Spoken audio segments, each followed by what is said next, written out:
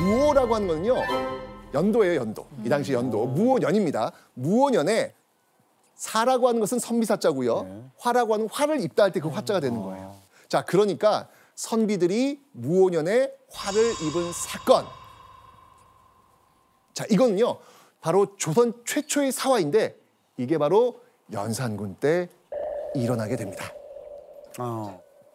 자, 그런데 이 무오사화의 그 발단이 뭐였느냐, 원인이 뭐였느냐, 그 발단의 시초는요, 바로 사초에서 시작됩니다.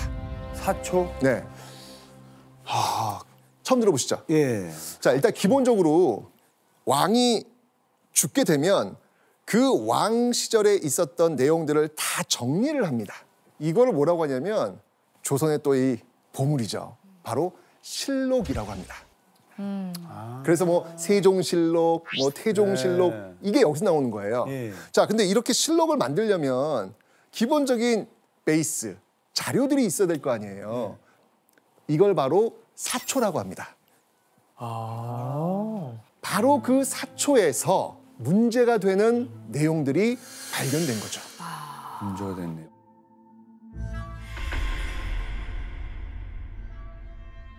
어떤 내용이길래 연산군은 뚜껑이 열렸을까요? 네. 자, 그 내용을 한번 보도록 하겠습니다. 세조가 자신의 아들이자 성종의 아버지였던 의경세자의 후궁 권씨를 불러들였지만 분부를 따르지 않았다.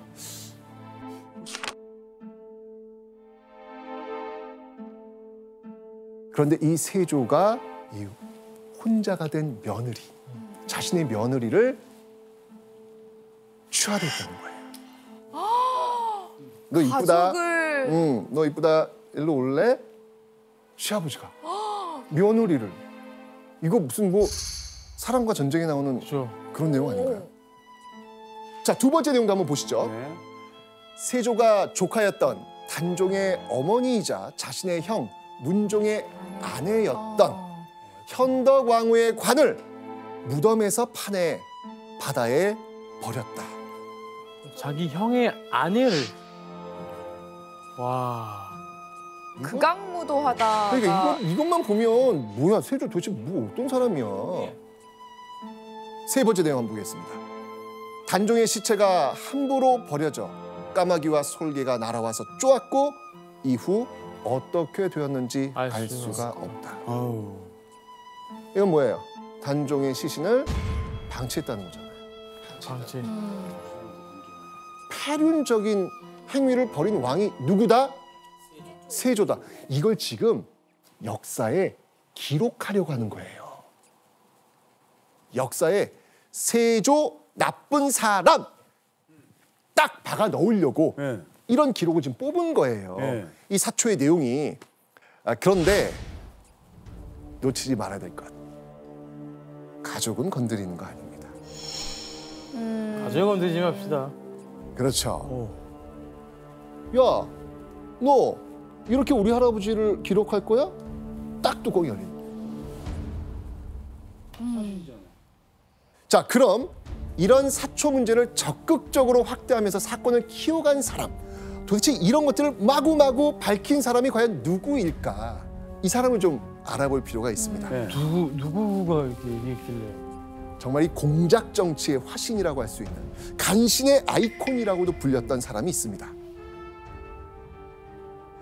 바로 유자광. 유자광.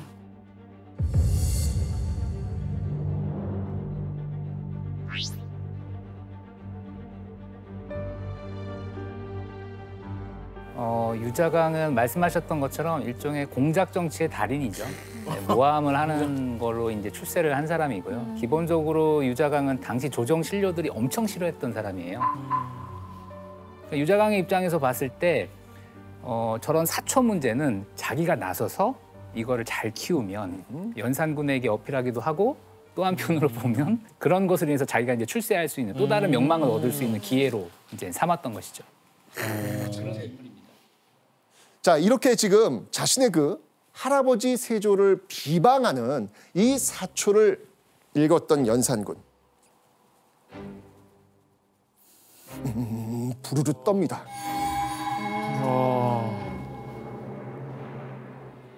이런 내용을 쓴 자가 누구냐? 그러자 이야기하죠. 김일손이옵니다. 이런 글을 쓴 김일손, 이 자를 당장 붙들어 오라, 이렇게 나온 거예요. 이 김일손도 연산군이 계속 부딪혔던 조직 어디라 그랬죠? 삼사. 이 삼사의 무리들과 연결되어 있는 사람이에요.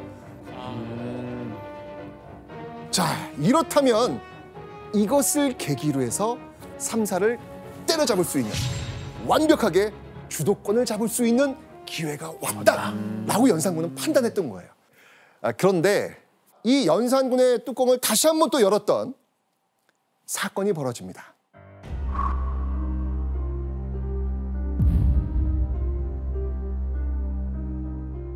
여기에 계속해서 이 불을 돋궜던 인물 유자광. 이 유자광이요, 이 모습 지켜보다가 기회는 왔어 하면서 또 다른 불씨를 가져옵니다. 자, 바로요, 이 김일손의 스승 김종직이라는 사람이 있습니다. 그런데 이 김종직이 쓴 글이 하나 있는데, 이야, 자, 이게 뭐냐면요, 바로 김종직이 썼던 조의제문이라는 겁니다. 조의제문. 조의제문. 네. 나는 초회왕 손심인데 서초패왕 항우에게 살해되어 침강에 빠뜨려졌다. 하늘과 땅이 끝도 없듯 한도 어찌 다하리오. 회왕의 호는 지금까지도 떠돌아다니는구나.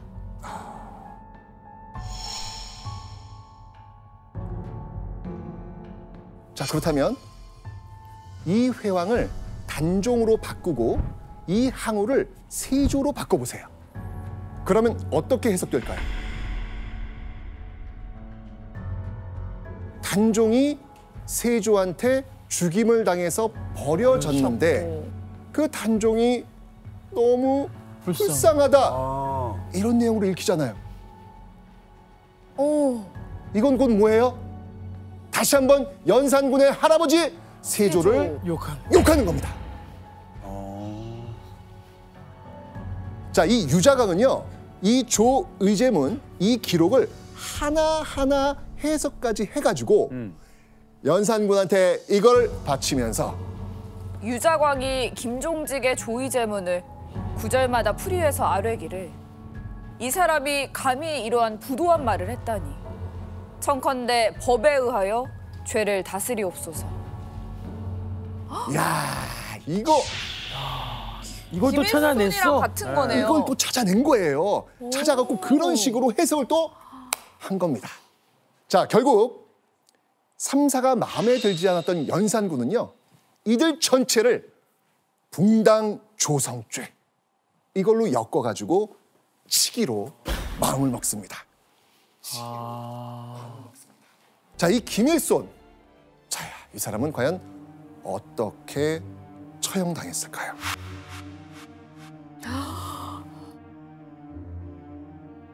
이제부터 슬슬 연산군의 본색이 드러납니다. 이제 진짜 시작이네요. 이제 시작입니다. 자, 극형인 능지처사를 당합니다.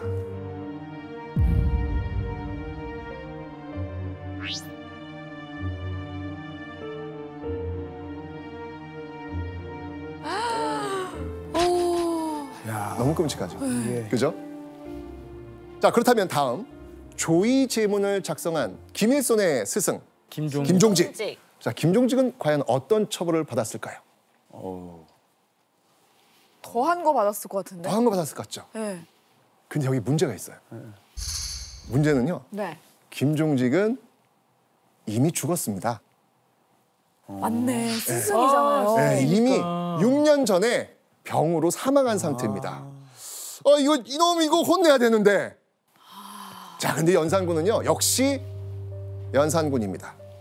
그래? 그렇다면 설마 그를 부관참시하라. 부관참시. 자, 부관참시. 죽어서 땅에 묻힌 김종직의 무덤을 파가지고 관을 꺼낸 다음에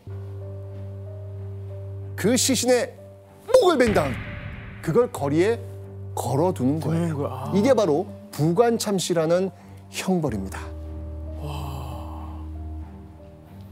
자, 죽은 김일손 또 죽은 뒤 다시 죽임을 당한 김종직의 이 부관참시를 비롯해서요 50여 명이 사형, 유배, 파직되고 나서야 조선 최초의 사화, 선비들이 화를 입었던 사건 이 사화, 무오사화는 막을 내리게 됩니다.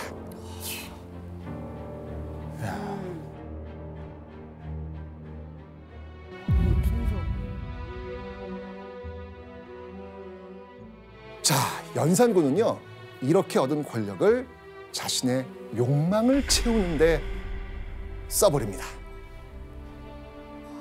자, 제가 한번 보여드리죠.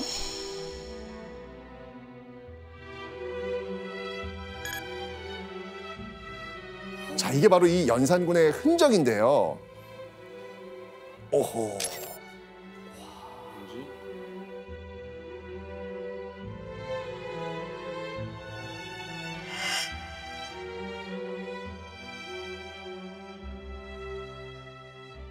그 있는 거예요, 지금요. 네. 이해됐어요. 이해되셨어요? 이해됐어요. 저는. 아니, 이게 지금 여기 금표 내에 범입한 자는 처참을 하겠다. 그런 뜻이죠.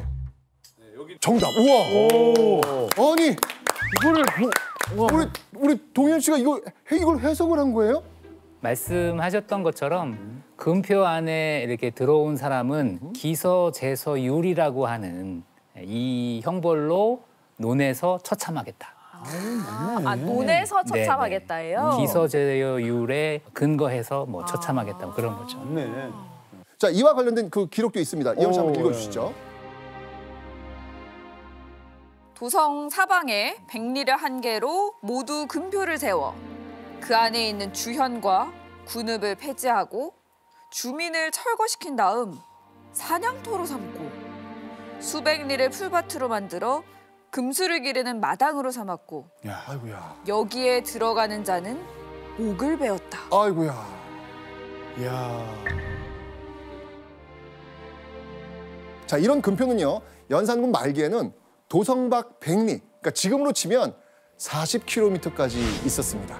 한강 북쪽으로는요. 파주, 양주, 포천, 한강 남쪽으로는요. 김포에서 경기도 광주까지. 이런 향락뿐만 아니라 사치에도 빠져들게 되는데요. 무오사화 이후 제위 5년부터는요. 나라가 거둔 세금보다 쓰는 돈이 더 많아집니다. 그 혼자 쓰는 돈이. 그러니까요. 아. 무오사화 이후에 정말 바짝 엎드렸던 신하들이었는데 이거는 진짜 아니잖아요. 이건 아니잖아요. 네. 더 이상 참지 못한 이 신하들이 결국 들고 일어납니다. 연산군 8년 삼정승. 삼정승이 혹시 누군지 아십니까? 삼정승. 삼정승. 이제 영의정, 좌의정, 우의정. 우의정. 네, 삼정승. 이 삼정승이요. 10회 10조라고 해가지고 연산군이 과계 진상을 요구하고 재정을 함부로 쓰는 걸 비판하면서 다시 한번 전하 이러시면 아니 되옵니다. 이걸 다시 외치는 거예요. 네. 오랜만이죠. 그렇죠. 또 이 소리 들으니까 연산군은 어땠을까요? 이것 또한 하극상이구나라고 하면서 경고를 합니다. 자, 이렇게 하면서 다시 연산군과 삼사가 더 팽팽한 긴장감을 갖게 됩니다. 그런데요, 이번에는요, 삼사고 대신이고 할 것 없이 자신의 심기를 거느리는 사람들을 무자비하게 처벌합니다. 다시 한번 조정에 피바람이 불게 되는데요. 그게 바로 갑자사화.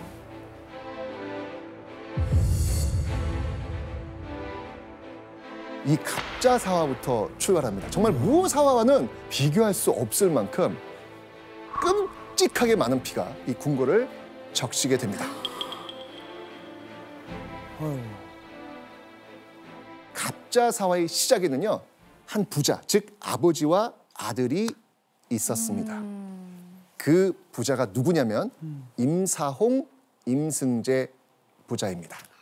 기억해 두세요. 임사홍, 임승재.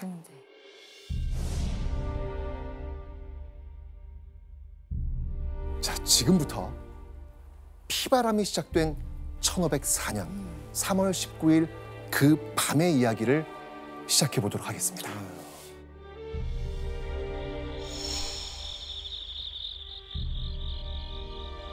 연산군은요, 평소와 같이 임승재의 집에서 술을 마시고 있었습니다. 그런데 이 임사홍의 얼굴이 계속 어두워집니다. 그러니까 연산군이 "그거 왜 그러시오?" 라고 물어본 거죠. 이때 임사홍이 조심스럽게 입을 엽니다. "전하, 패비한 일이 원통하옵니다." 이렇게 얘기한 거예요. 이게 뭘까?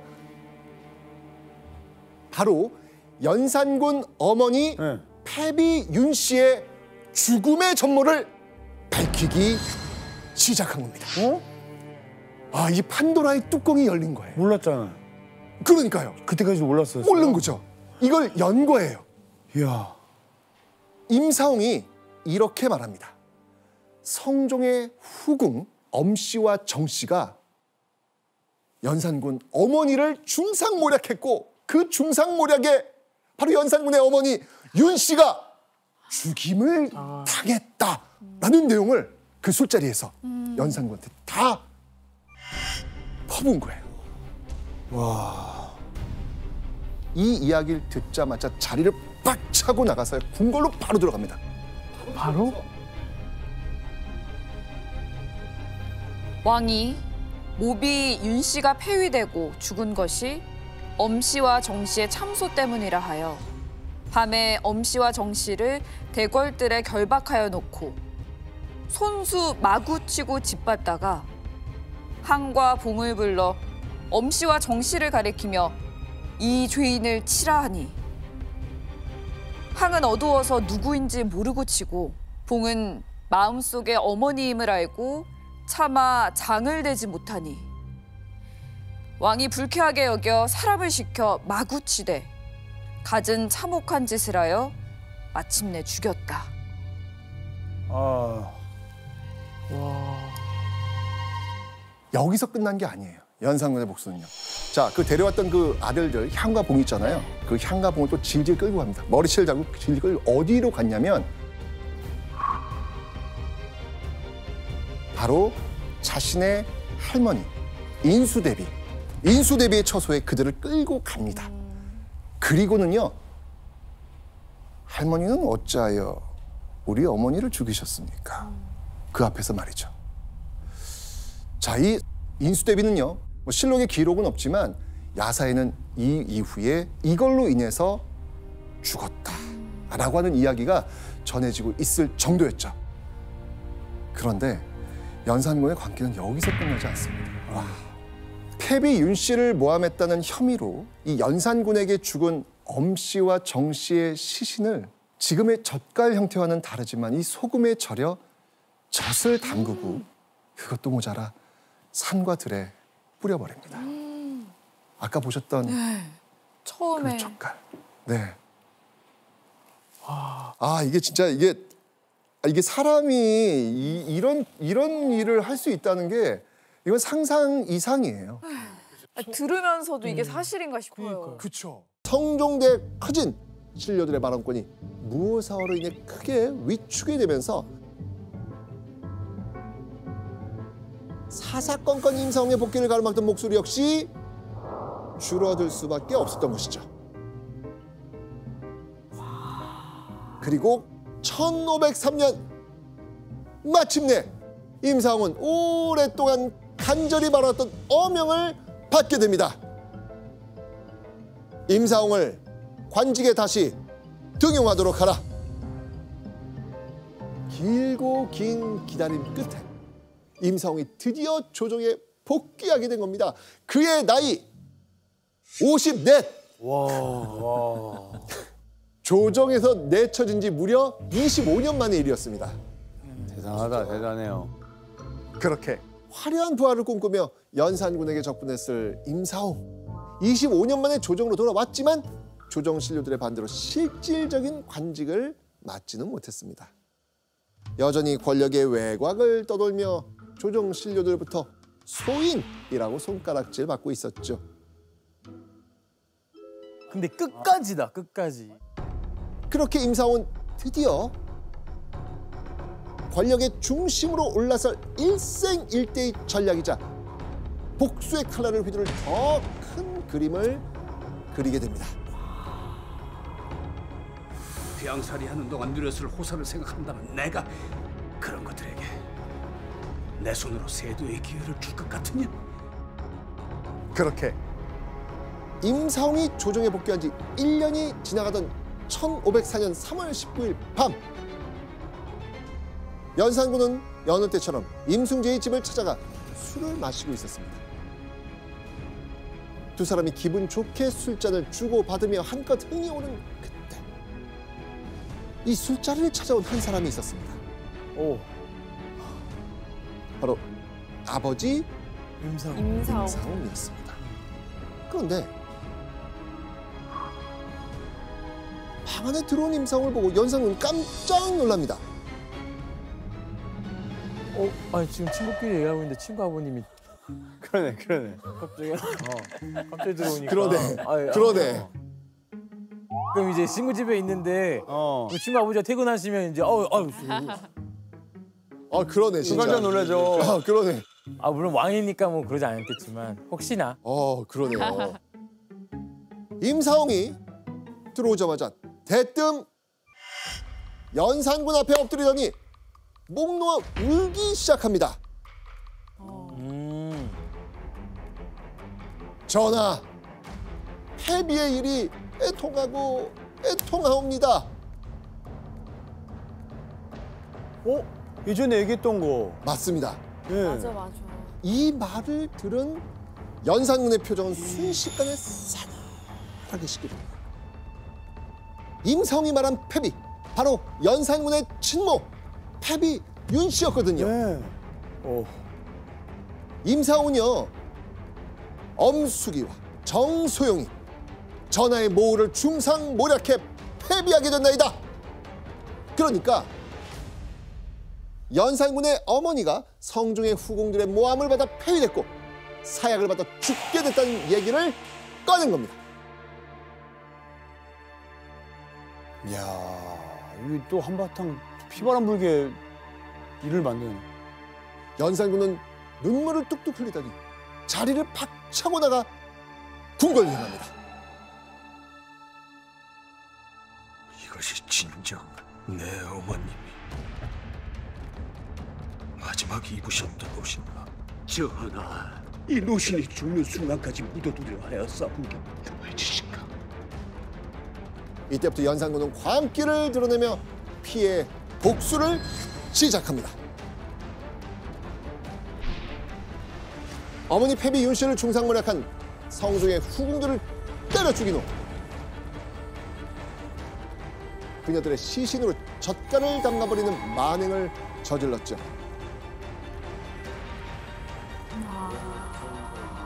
그리고 패비 윤 씨의 폐위에 동조했거나 방관한 조정 신료들까지 하나 둘 죽여나갑니다. 자, 끔찍한 사건 무엇이라 불렀죠? 그 무엇 하면 이제 갑자사. 맞습니다. 조선 최악의 사화, 갑자사화. 이때 죽거나 유배당한 이가 무려 200여 명에 달합니다. 연산군은 심지어 이미 세상을 떠난 관계자들의 목을 잘라 효수하는 부관 참시까지 일삼았죠. 조선에 불어닥친 이 끔찍한 피바람의 원흉이 바로 임사홍이었던 겁니다. 와, 진짜 어마어마하네. 그러면 잠깐 그 얘기를 듣고 으아 하면서 그냥 궁으로 달려가서 이게 다 시작된 거예요? 맞습니다. 교수님, 그러면 연산군은 그 임사홍의 말을 그냥 철석같이 믿고 그렇게 사활을 벌인 거예요? 임사홍의 위치를 잘 생각을 해보면 그의 부인은 효령대군의 손녀, 그리고 그의 며느리는 공주, 옹주들이었잖아요. 그러니까 궁궐 안에 있는 내밀한 일을 누구보다도 더 잘 알 수 있는 위치에 있었던 게 임사옹이니까 임사옹이 했던 말을 연산군이 많이 신뢰했을 것 같고요.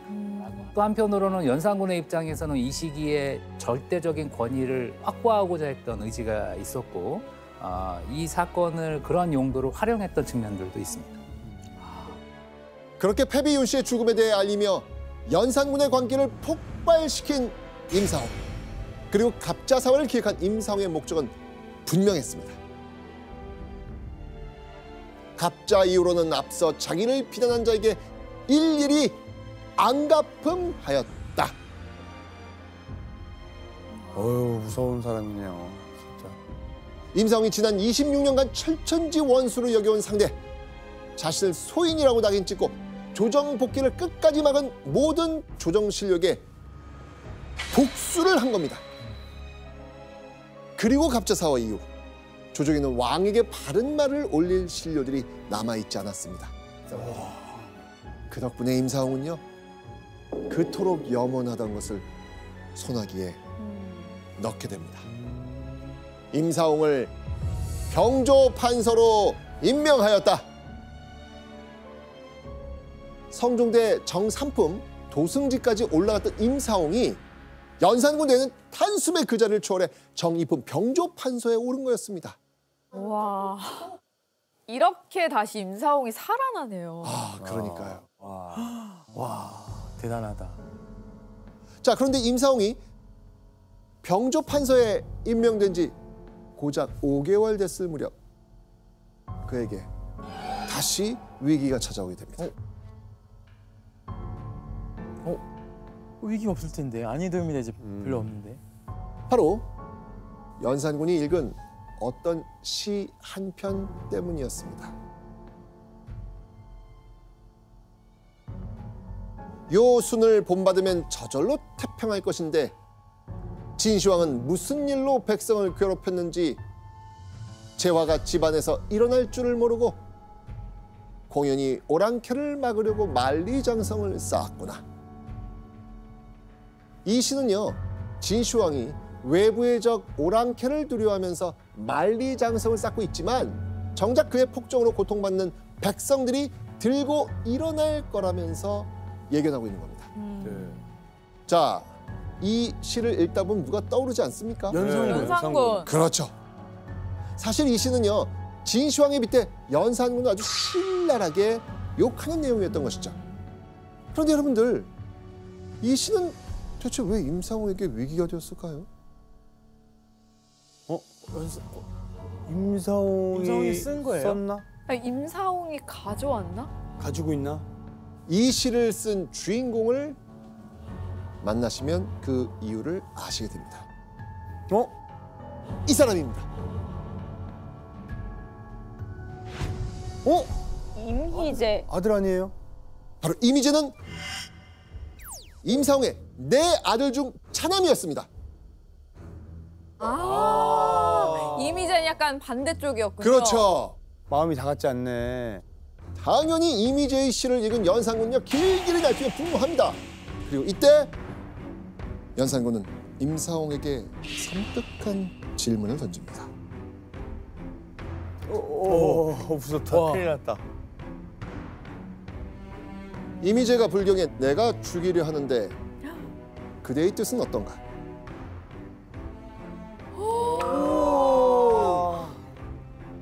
어렵다, 어려워. 죽이라고 하는 거 아니에요?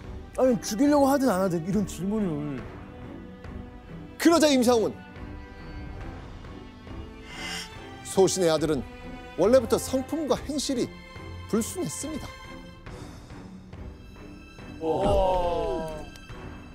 근데 이거 진짜로? 그러니까 가까스로 되찾은 권력을 잃을까 두려웠던 임사옹이 아들의 행동은 원래부터 불순했으니 뜻대로 처벌하시라고 말한 거예요. 야, 아버지인데 근데 그렇게 안 하면 다 그렇게 안 죽으니까. 하면은 자기도 죽고 뭐 다 죽으니까. 자, 그렇다면 아버지에게 버림받은 임희재, 이거 어떤 처벌 받았을까요? 죽였을 것 같아요. 일단은 연산군 입에서 내가 죽인다고 했잖아요. 그러면 하는 사람이니까. 몸을 여러 갈래로 찢는 극형 능지처사에 처해집니다. 진짜요? 어마어마했군요, 연상. 와, 근데 어찌 보면 그 이미재 네, 그분은 되게 바른 말 한 건데. 그러니까요. 예, 그렇게 아들 이미재가 죽던 그날 임사홍은 과연 어땠을까요? 아들 이미재가 피살되던 날에도 평일과 다름이 없이 그의 집에서 연회를 베풀고 고기를 먹으며 풍악을 울렸다. 임사홍은 권력을 지키기 위해서라면 자신의 핏줄조차 끊어낼 수 있는 냉혈한이었던 겁니다. 교수님, 그 임상훈 왜 이렇게까지 했던 거죠? 첫 번째는 이미재가 아버지와는 다른 길을 걸었던 그 한 가지가 있고, 또 하나는 연산군이 이날 임사홍 집을 엿보게 했다는 거예요. 근데 실제로 가서 보았더니 연회를 베풀고 술을 마시는 이전과 다름없는 모습을 보였다는 것이죠. 그런 측면에서 봤을 때 한편으로는 연산군에게 잘 보이기 위해서, 또 한편으로는 자신과는 다른 길을 갔던 아들을 버리는 어떤 입장에서 임사홍이 이런 태도를 취했던 것 같습니다. 갑자사화로 간언하는 조정신료들을 제거하고 절대 권력을 손에 넣은 연산군. 그는 그 권력으로 극악무도한 짓까지 벌이기 시작합니다.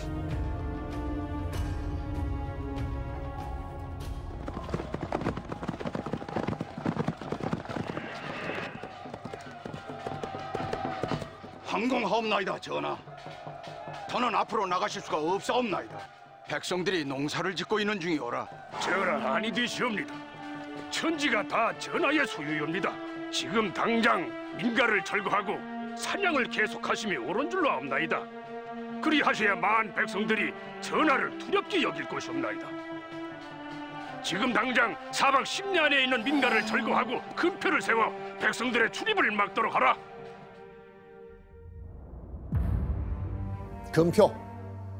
금표는 이곳에 들어오지 말라, 출입을 금지한다는 편말이었습니다. 폭군 연산군대에 벌어진 대표적인 악행 중 하나로 꼽히는 게 바로 이 금표였죠. 연산군은 한양에서 멀지 않은 경기도 일대에 사냥하기 좋은 곳을 정해놓고 금표를 세웁니다. 그렇게 민가를 쓸어버린 땅에 짐승을 풀어놓고 사냥터로 사용한 것이죠. 그렇게 도성 사방 100리에 이르는 곳곳에 금표가 세워집니다. 100리는 지금으로 치면 약 한 40km. 40km. 어마어마한 거리죠. 그런데 혹시라도 그 넓은 영역 안에 잘못 들어가기라도 한다면 사형에 처해질 수도 있습니다. 이런 금표를 설치하는데 앞장서 현장을 진두지휘했던 인물 누구다? 임사홍. 네, 바로 임사홍이었습니다. 사냥을 좋아하는 연산군을 위해 임사홍은 백성들의 집과 논밭을 빼앗고 삶의 터전에서 쫓아내버린 겁니다. 하루아침에 갈 곳을 잃고 추위와 배고픔에 지친 백성들의 시신이 길가에 질비했을 정도로 당시 상황은 정말 참혹했다고 합니다. 교수님, 임상훈 도대체 왜 이런 일을 한 거예요?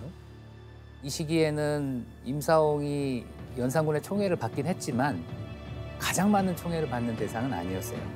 또 다른 연산군의 옆에서 권력을 누리는 사람들이 있었기 때문에 그들과의 어떤 충성 경쟁을 위해서라도 더 적극적으로 임사홍은 연산군에게 뭐 여러 가지 유희거리를 제공한다든가 아니면 연산군의 말을 즉각적으로 받아들이는 그런 모습을 보였던 것 같습니다. 연산군의 환심을 사 권력을 유지하고 더 높이 올라가고 싶었던 임사홍. 그는 연산군의 욕망을 위해 또 다른 임무도 맡게 됩니다. 기생이라고 하기엔 귀한 것이, 또 그렇다고 간택이라고 하기엔 천하면서 이거 참 어찌 설명을 하면 좋을까?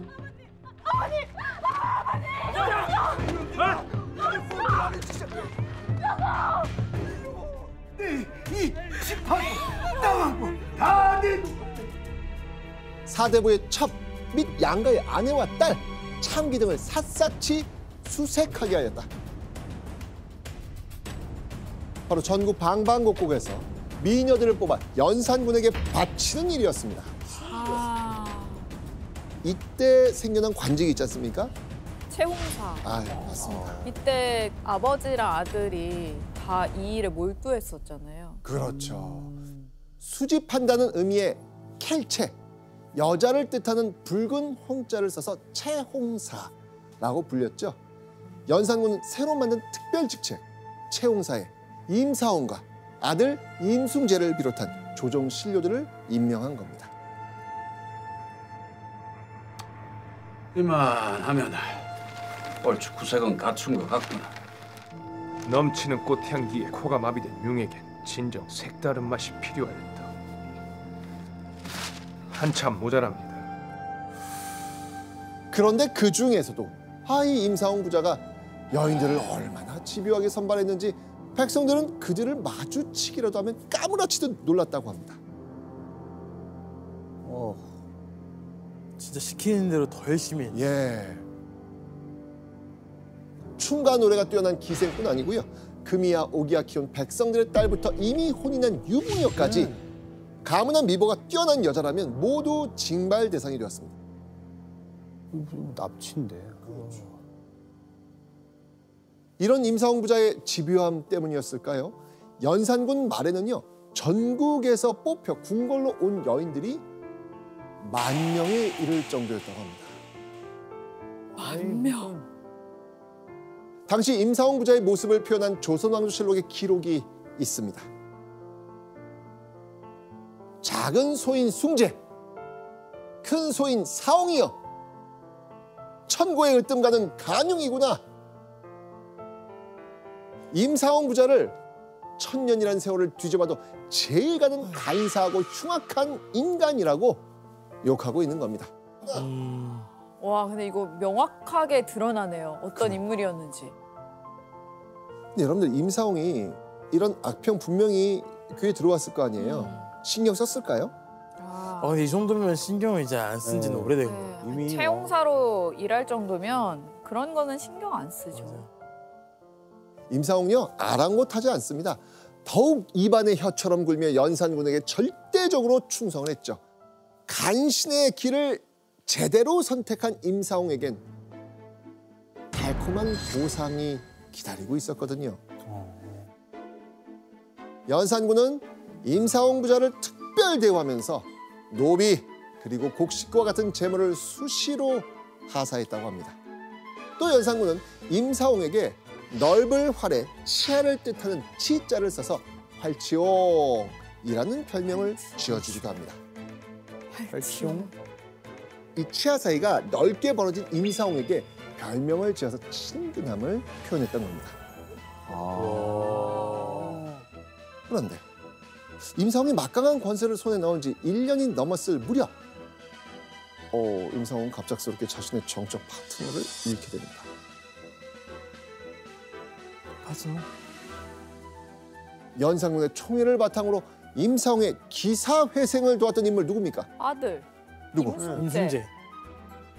바로 그를 가장 닮은 아들 임숭재였습니다. 이 임숭재가 죽은 거예요. 아버지보다 먼저요? 자, 근데요. 이때 임숭재가 임종 직전 남긴 충격적인 유언이 있습니다.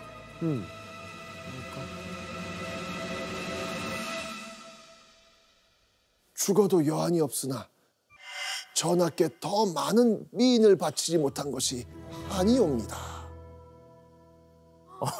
진짜. 죽기 전까지 이러기 쉽지 않은데.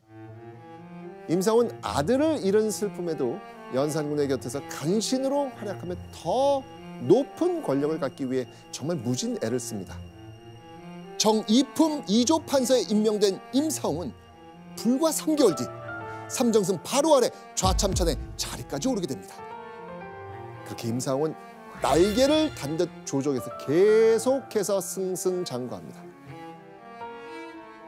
이제 임사홍을 기다린 건 왕 아래 최고의 위치, 정승뿐이었습니다. 그리고 그 자리는 당연히 나의 것이라고 생각하지 않았을까요? 그러던 1506년 9월 2일 캄캄한 어둠이 내려앉은 밤이었습니다. 여느 때처럼 두 다리 쭉 뻗고 편안하게 숙면을 취하고 있던 임상홍은 거세게 집 대문을 두들기는 소리에 놀라 잠에서 깹니다. 대감, 전하께서 급히 궁궐로 들어오라 하십니다. 연산군이 임상홍에게 시킬 게 있었는지 사람을 보내 호출을 했나 봅니다. 급하게 옷을 갖춰 입은 임상홍이 방문 밖으로 나섭니다. 그리고 하인들이 대문을 열죠. 그 순간 칼을 든 10여 명의 군사들이 임상홍의 집 안으로 들이닥칩니다. 임상홍의 얼굴은 경악으로 물들었지만 그에겐 오랜 공포를 느낄 시간조차 없었습니다. 군사들의 칼이 이미 임상홍의 몸으로 들어온 상황. 갑작스럽게 살해당한 겁니다. 뭐 이유라도 알아야지. 물러서지 마라! 이것만 뚫리면 우리의 승리다! 갑작스럽게 벌어진 이날의 이 사건. 아, 오래 갈 줄 알았던 연산군의 마지막 중종반정 때 이제. 아, 맞아. 연산군의 폭압에 견디지 못한 조정 신료들이 반정이라는 최후의 카드를 꺼내든 겁니다. 그리고 이때 반정군이 폭군 연산군보다 먼저 찾아갔던 인물, 바로 당대 최고의 간신으로 원망을 사고 있던 임상홍이었습니다. 아, 연산군보다 먼저 찾아갔어요? 야. 연산군의 곁에서 권력을 차지한 폭군의 수족 임상홍은 반정을 성공시키기 위한 제거 리스트의 상단을 차지하고 있었던 겁니다. 와. 연산군 위에 있었나 봐. 연산군보다 더 싫었나 봐. 그렇게 반정군의 손에 무참히 살해당하게 된 임상홍. 많은 새도 떨어뜨리는 권세를 자랑하던 임상홍의 허망한 죽음이었습니다. 갑자사화 이후 권세를 누린 지 고작 3년 만의 일이었습니다. 근데 교수님, 중종반정 세력은 이 임상홍을 죽인 걸로 끝내지 않죠? 네, 반정이 일어난 지 한 20여일 정도 지난 다음에 임상홍을 부관 참시시키자고 요청을 해서 부관 참시가 됩니다. 임상홍에 대한 원한이 그만큼 컸던 것을 의미하고요. 사실 이때 의금부에서는 임상홍뿐만 아니라 임숭재까지도 부관 참시를 해야 된다라고 요청을 했어요. 하지만 중종은 자신의 여동생이기도 한 휘슬공주의 남편을 차마 부관 참시하라고 명을 할 수가 없었던 것이어서 임숭재는 면하고 임상홍만 부관 참시 당했던 거죠. 개인의 복수를 위해 연산군을 부추겨 갑자사화를 일으킨 임상홍.